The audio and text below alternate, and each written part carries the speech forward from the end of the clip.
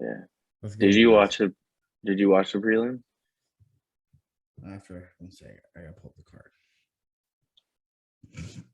I definitely watched some prelims, but then I watched freaking Euphoria in between. I know. What? Weird, huh? Have you seen it? Yeah. What'd you think? Dude, it reminded me of high school. I was How like, did that damn, remind you of dude. high school? That was I not did. I our was high like, school. damn, dude. I remember going to those parties, bro. Yeah, right. That's the fucking joke, dude. Oh, okay. That's why it's so fucking ridiculous. Oh, I got you. That was the joke. That was a good Yeah. one. Yeah, man. Those kids don't really party like kids. I mean, that was my whole issue with that movie Project X. I'm like, well, this is so dumb. No parties like this Yeah. in high That's school. like, you're not smart enough to even like figure out those things. You know, remember how stupid people are when you're fucking 17? You're like the dumbest people on the planet. Yeah, I haven't finished the show, so don't spoil it for me. But I'm on I season haven't. 2, but just like Yeah. there was an episode. Did you see the episode where Zendaya was like talking about being depressed and like how it works in the brain? Did you see that? So depression works this way, and then because she was talking about how like just walking to the bathroom to pee was like the last thing she wanted to do, and she was talking about how it works on the brain, and she's such an addict, and I'm like, how can you be like that at 16 years old? Yeah. The other thing is, how do you have money? All my money, I made $7.25 an hour working at All Star. I got $100 paychecks. Yeah, I don't know, man. I don't know, but I'll tell you what, that's why it's just funny. But it's funny because it shows them naked and stuff. I was like, aren't we supposed to be pretending these people are 16? Yeah. It kind of takes us out of it a little bit. Yeah. Or it should, anyways. We're supposed to be, 16. Yeah. So that part's pretty weird. Okay, let's see. I'm gonna pull up the prelims. But anyways, yeah, I definitely watched it. I squeezed an episode of Euphoria in between. Is your wife watching it with you, or are you just by yourself, man? It's mostly me, which is weird. Yeah. I heard enough about it. I want to start it. Okay. Okay. And I don't know why, but it's pretty addicting. Okay, so I watched Mickey Gall lose, which is Mickey Gall's had a tough run recently. Yeah, man. But I think this guy was supposed to be a stud coming up. I think this was his debut. Canadian fella, eh? Yeah. I did not watch Raquel Pennington Aspen Ladd. Was it? Did you watch that? Yeah. I mean, I agree. Was it controversial or was it okay? No. And then you watched. Yeah, you watched Hernandez. Yeah. Was that the best fight? What a pace!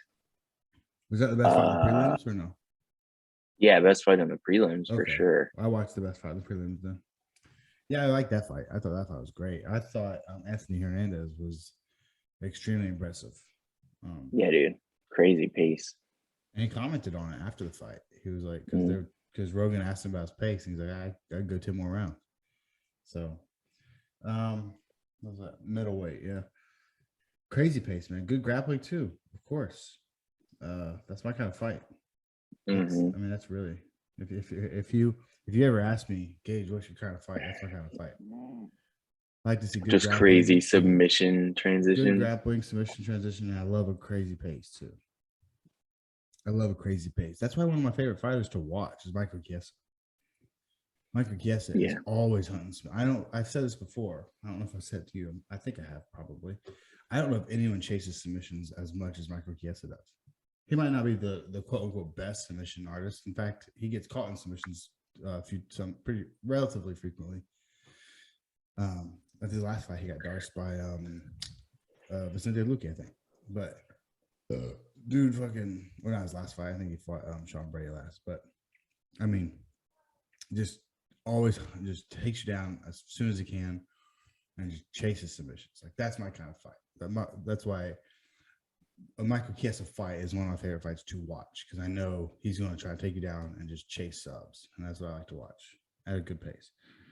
Anthony Hernandez kept doing that last night. He kept looking for that same guillotine over and over and over. He would like almost give up position. He'd be like on the back, and he would like circle to the head to chase those front chokes, which I'm not going to critique him. He probably must have a good front choke or something, but very impressive, I thought. No.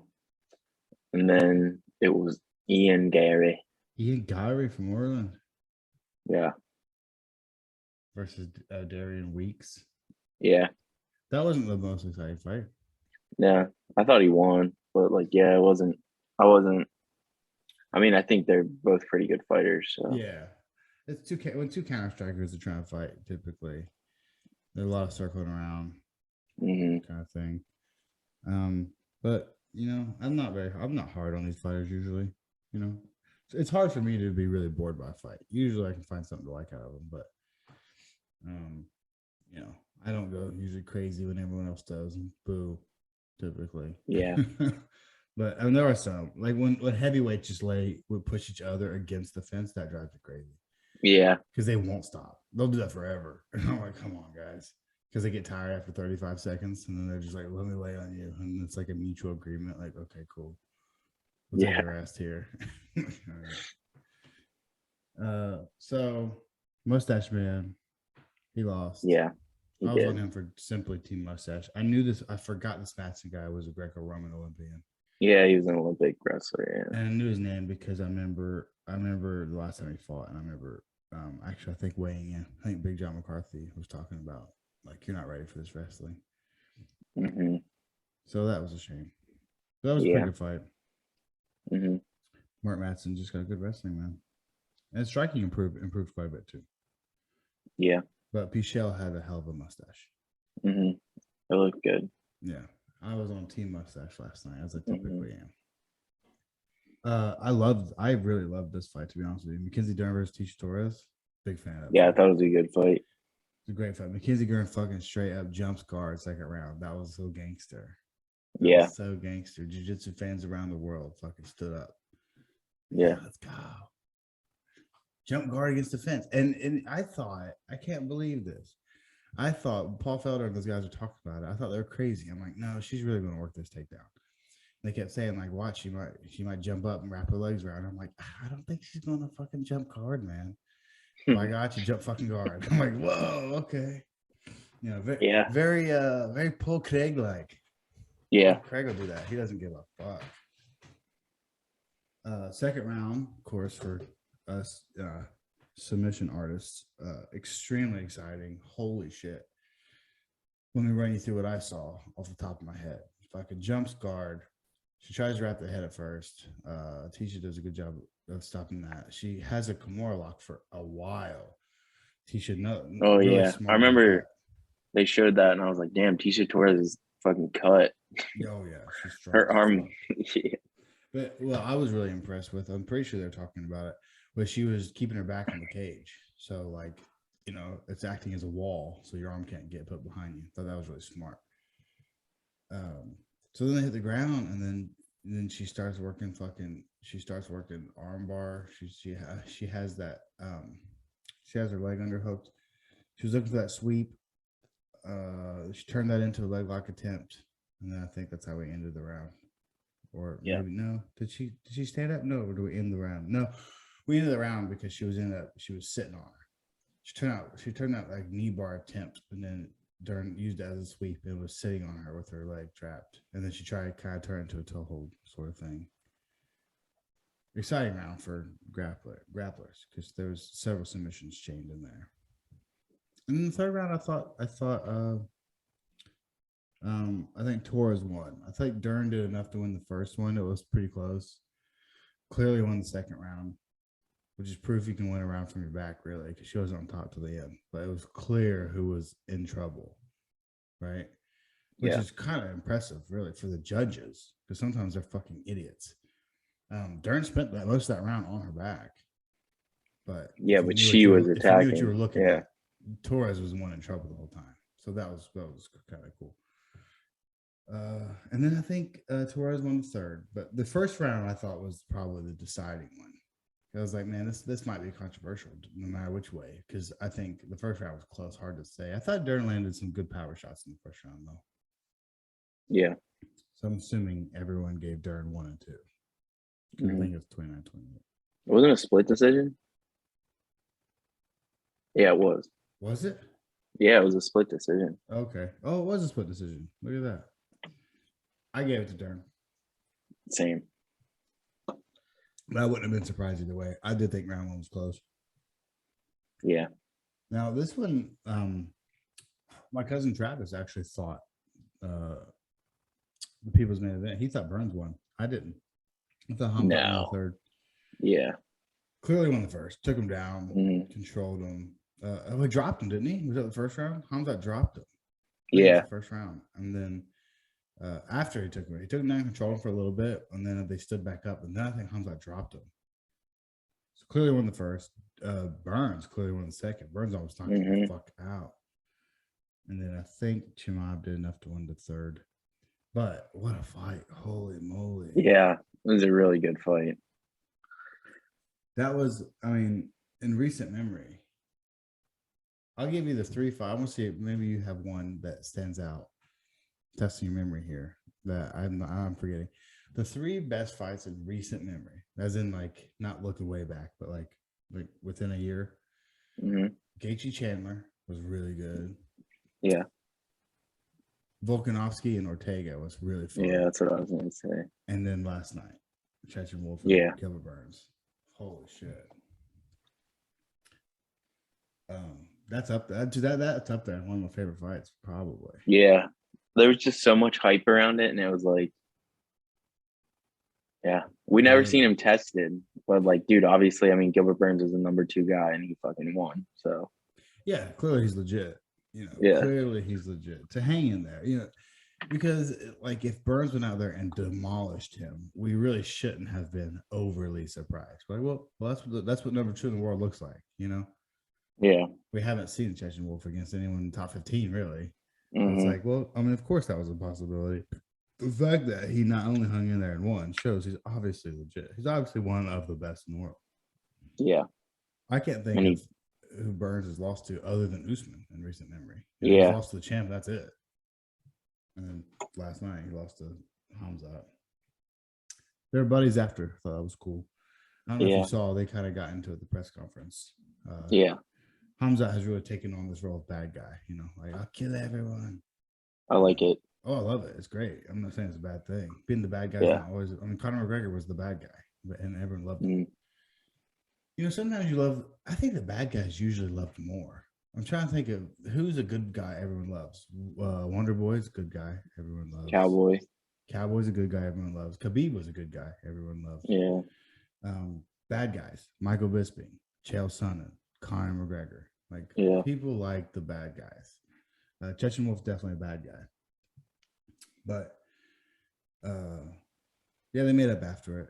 I mean, I think that was cool. I think he's just really competitive.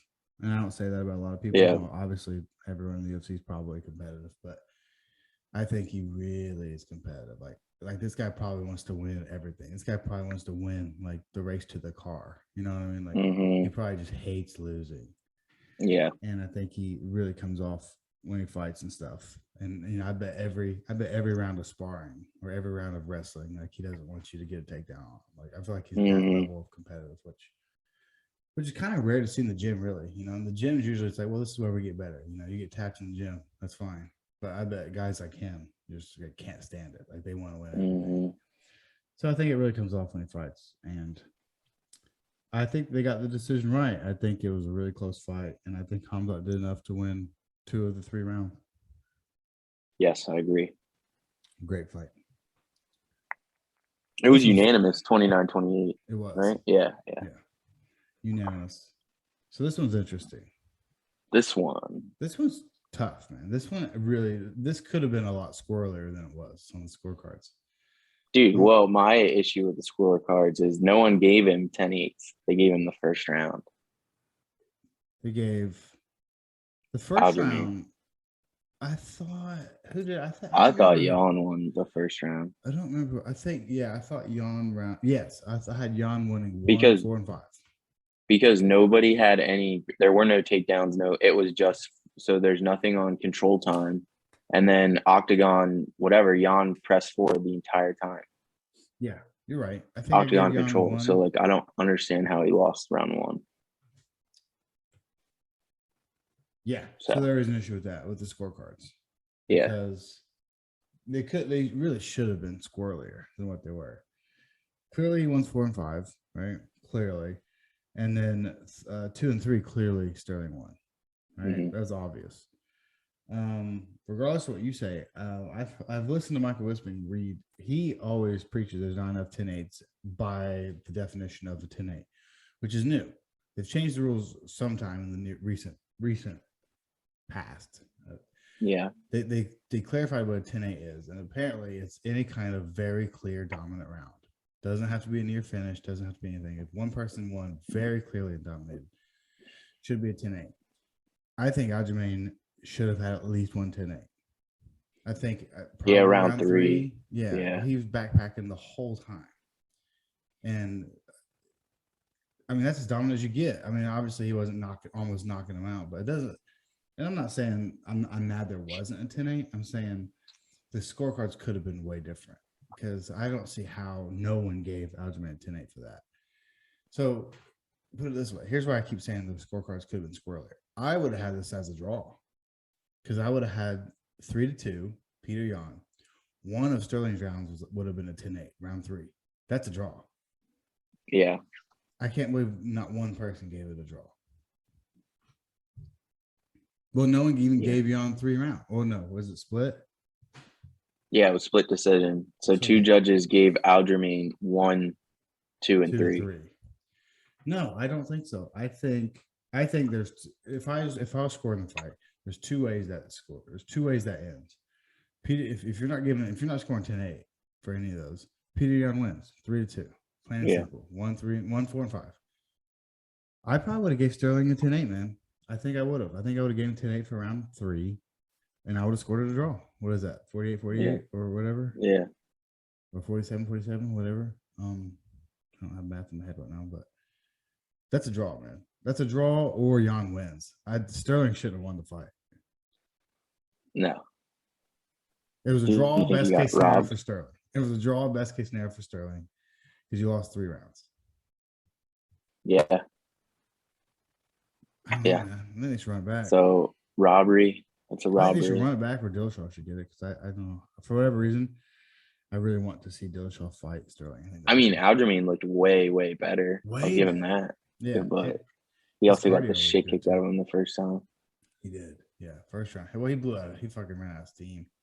Mm-hmm. I tell you what, he impressed me though. I thought he was gonna go there and look like shit, to be honest with you. Yeah, me too. I don't know why. I was impressed. I didn't have a good reason. I was like, for whatever reason. I just because last time I was like thinking he would win, and he got the shit kicked out of him. I was like, all right, fuck this guy. Yeah, what Aljamain did in rounds 2 and 3 last night is what I thought he was gonna do in the first fight. Yeah. But I thought he was gonna out grapple him and do that, because he's a monster on the back. I gotta give Yone credit too, because most people don't survive when Aljamain's on him like that. So, yeah, I mean, his defense for 3 minutes, pretty fucking good. And then, I mean, the least exciting fight, to be honest with us, like it was like we were most impressive, but it was like almost like I was too high, like on. It was like, are we coming down yet? And I was like, there's another fight. Yeah, I couldn't believe there's another fight. Yeah. I mean, not to be shitty to Zombie, but I mean, that's kind of what I expected. I did think he was going to be really hard to finish, which I guess it was. But, I mean, dude, Volkanovski is a different level. We got to remember, Zombie isn't coming off like the biggest win to set him up for this. He filled in for Max. Max was hurt. Well, I mean, at least it wasn't super last minute. This was supposed to be the trilogy of Max, and then Max had a surgery, I think. So they put Zombie in there, and you know, which is kind of the reason it wasn't that exciting in the first place. It was like, he's not really the most deserving guy. Not that he's not deserving at all, but I even feel like putting Cater or someone in there would have been better. But yeah, I mean, Zombie's got a good chin, and I just think his best days are probably past him. And I do think Volkanovski, as much as I like Holloway, I think Volkanovski is on another fucking level. Yeah, dude. It's gonna be hard to beat at 45. Yeah. I didn't know he played professional rugby. That was a fun fact. He's an athlete, man. Yeah. He is an athlete. But what round was that stoppage? 4th round? Yeah. 45 I'll say seconds. this. I know you got to go, but great stoppage, I thought. Yeah. Because it was like, should he even go in there in the 4th round? And then Herb did something which is very similar to what Herb did in the Gaige Tony fight. He's like, I guess I'll give him a chance to turn it around, but if he doesn't, I'll just you don't have to knock him down or nothing. As soon as I see him, he's taking big shots again. That's it. I like the stoppage. Yeah, Donnie's that's too what tough you for would his own do. good. That's what I would do. Yeah, that's what you would have done. Definitely. Well, I think so. I've never been in that position. I like to think that's what I would do. Yeah. I don't think the refs got easy jobs, man. I think it's probably way harder once you're in there. Yeah. That's all I've heard. I've only heard from people who've done it that it looks way easier from the outside than it is. And why would they lie about it? I don't know what about it would be harder. I guess just the fact that you have that in the power. moment, real time. You have to make these decisions, and it's like, not to make it sound extremely important, but it's like you're kind of got a guy's life in your hands in some sense, like his pay, his I mean his money, his trajectory. Yeah, and then it's like, do I stop the fight too early? If I stop it too early, people will be mad. If I stop it too late, people will be mad. It's tough, man. It's a hard spot, I think. And you're not seeing what they're seeing. They're seeing something on TV or in person that we might not see, I think. Yeah. So. All right. Sorry, you gotta go work, sir. Yeah, I gotta go. Well, thanks for chatting with me, sir. When do you train next? Wednesday. You not hitting 3 a week yet, dude? Nah, dude. I'm going 2 weeks steady right now, but with work, it's fucked. I got you. Whenever you can, try and squeeze a third day in there, man. Yeah, I'll try. We gotta get you juiced up, man. We gotta get you. You're not out. We gotta get you addicted, my friend. Okay. Is it fun, or does it feel like a chore yet? Or you're like, no, it's fun. Okay. I look forward to going. All right. You had to buy a white belt. So what brand is your white belt, if you don't mind me asking? I don't know. I didn't look. Sheesh. Yeah. That's what I'm talking about, dude. This is called accessorizing, okay?